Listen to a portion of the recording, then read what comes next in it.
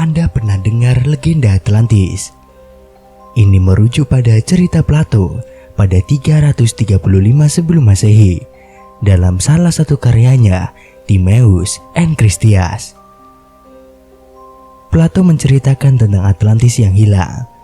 Konon, Critias, nama orang dalam buku Plato, mendengar kisah Atlantis dari Solon, dan Solon mendengarnya dari seorang pendeta Mesir. Atlantis digambarkan sebagai negeri dengan peradaban yang sangat maju.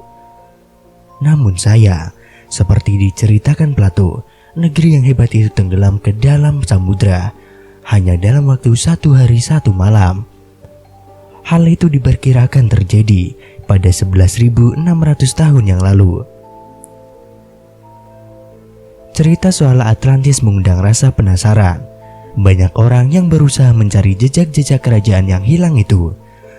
Ratusan ekspedisi telah dilakukan untuk mencari jejak Atlantis di Siprus, Afrika, Laut Mediterania, Amerika Selatan, Kepulauan Karibia, hingga Mesir. Hasilnya pun nihil. Belakangan, seorang penulis Brasil, Profesor Ercio Santos, membuat kegembaran dalam bukunya Atlantis, The Lost Continent Finally Found. Santos menyimpulkan bahwa peradaban Atlantis ada di Kepulauan Indonesia. Banyak pakar, terutama pakar geologi, membantah hipotesis Santo ini. Kita tidak akan membahas polemik ini.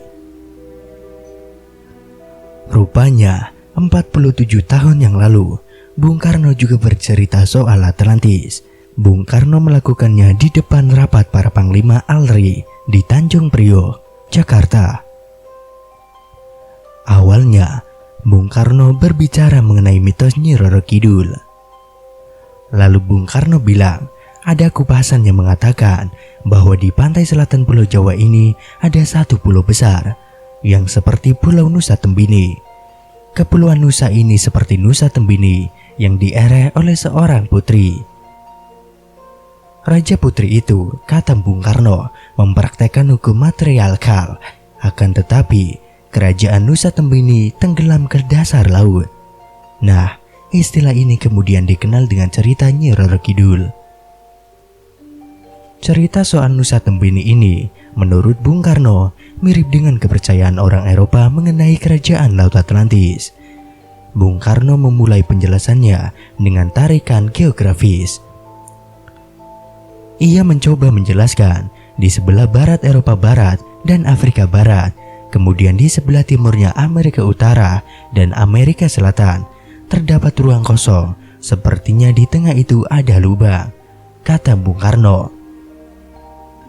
Menurut Bung Karno, kemungkinan besar kawasan itu dulunya benua besar yang sekarang pecah dan tenggelam.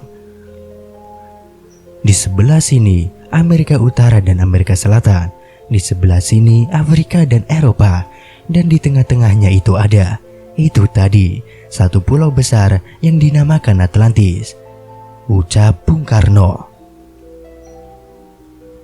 Pulau besar itu, katanya, dilingkari oleh lautan luas yang disebut Lautan Atlantis. Pulau besar Atlantis itulah yang tenggelam.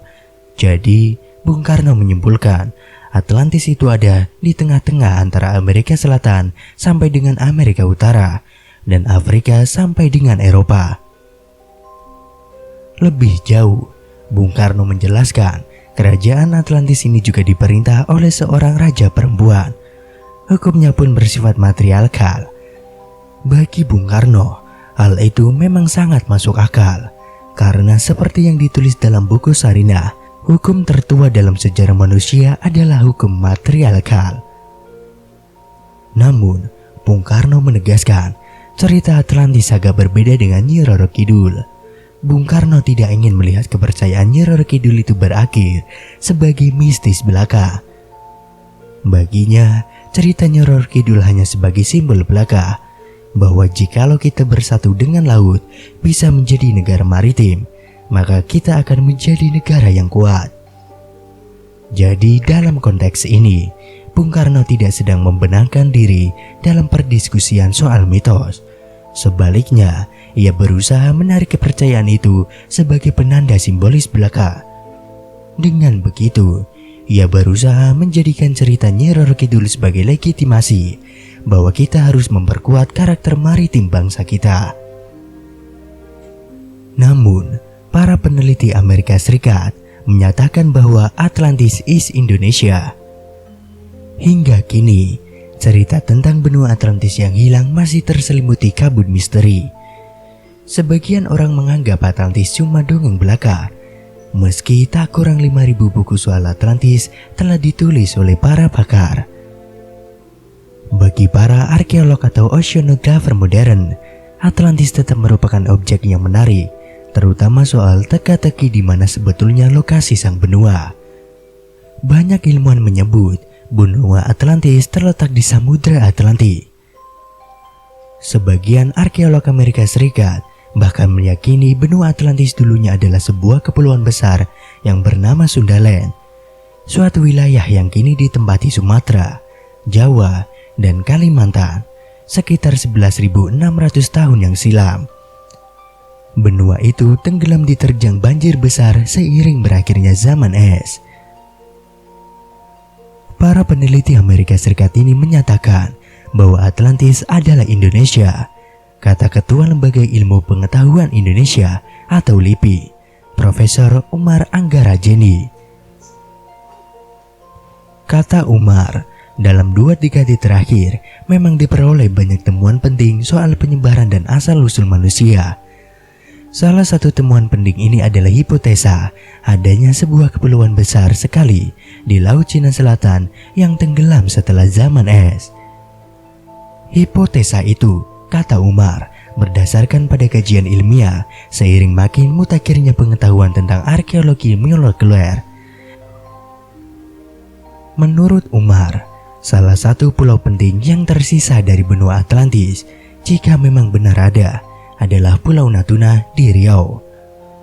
Berdasarkan kajian bimolekuler, penduduk asli Natuna diketahui memiliki gen yang mirip dengan bangsa Austronesia tertua. Bangsa Austronesia diyakini memiliki tingkat kebudayaan tinggi, seperti bayangan tentang bangsa Atlantis yang disebut-sebut dalam mitos Plato. Ketika zaman es berakhir, yang ditandai tenggelamnya benua Atlantis, sehingga bangsa Austronesia menyebar ke seluruh berbagai penjuru. Mereka lalu menciptakan keragaman budaya dan bahasa dalam masyarakat lokal yang disinggahinya, yaitu dalam tempo cepat pada 3.500 sampai dengan 5.000 tahun yang lalu.